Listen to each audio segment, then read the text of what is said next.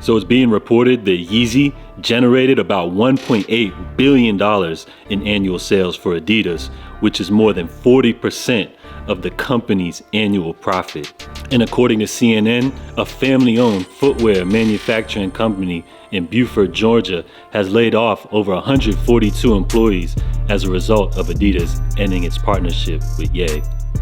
So it almost feels like the Yeezy empire is literally crumbling right before our eyes. But contrary to what the media portrays, Ye still has millions upon millions of supporters who are waiting to see his next venture after Adidas. Although market analysts would say it would take at least a minimum of 5 to 10 years to rebuild the Yeezy empire, people close to Ye have different feelings. So in today's video, we're gonna discuss what's being said behind the scenes and why, more than ever, you should be excited about the future of Yeezy. So after the success of the Yeezy 350 and 700, this was the next phase for Yeezy. No laces, something easy to slip on, comfortable, easy to manufacture, but most importantly, right on the inside of this shoe, it reads Foam Runner, made in the USA. Ye was planning to bring the factories as well as workers back to the United States. This would be quite the impressive feat, based that over 90% of sneakers in the USA are imported from countries like China, Vietnam, as well as India. So why do major companies like Adidas actually manufacture their sneakers overseas? And it's a very interesting question, but the answer simply boils down to corporate greed. These companies would rather practice slave labor than pay fair wages by having factories as well as workers based in the United States. It's simply that simple, corporate greed. So although the OG Foam Runner Aerorack was comprised of recycled material and manufactured in the USA, we started to notice that future colorways had a different reading inside of the shoe tag. It didn't say made in USA. Some of these new colorways said made in China.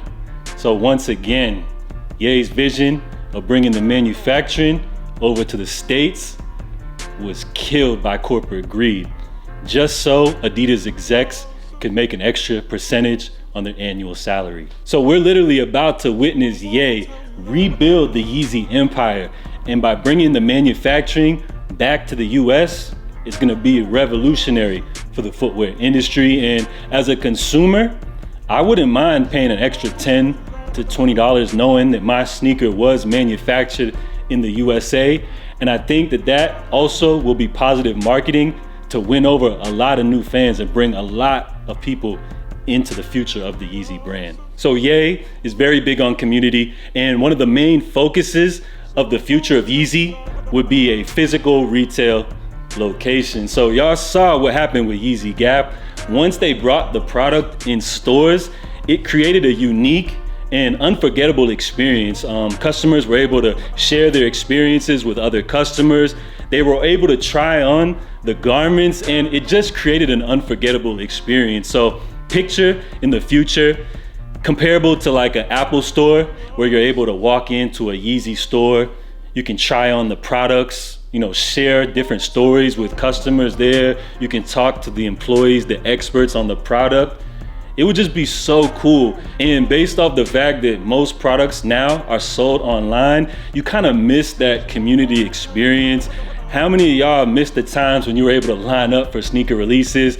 Not the time consuming aspect, waiting in line and all that, but the aspect of having a community, being able to share stories with other people and other customers. I feel like it's just an experience that people are missing out on, in today's world of online shopping. So the Yeezy design team has designs for days, but right now, the whole logistics, the manufacturing process is trying to be sorted out as we speak, from EVA to 3D printing. So of course, experts are forecasting it would take at least 5 to 10 years to rebuild the empire that Ye once had with Adidas, but his team feels very differently, and I feel like we're gonna see Yeezy products a lot sooner than expected. And the way Yeezy is gonna accomplish this feat is by pre-orders.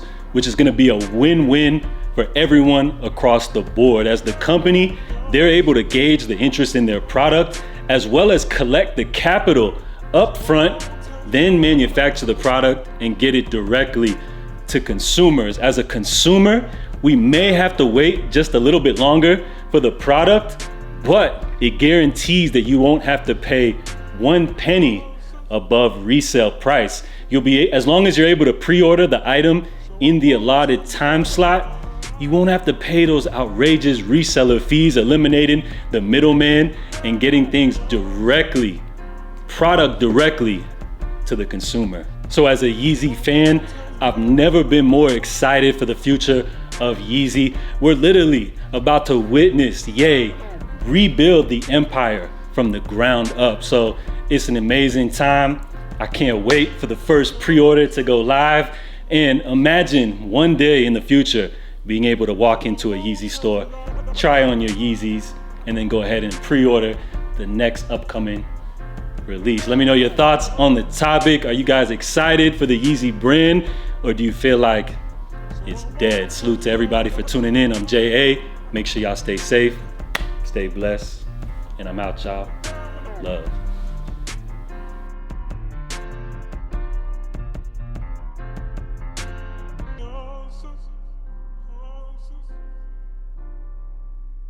So I won't tell you that.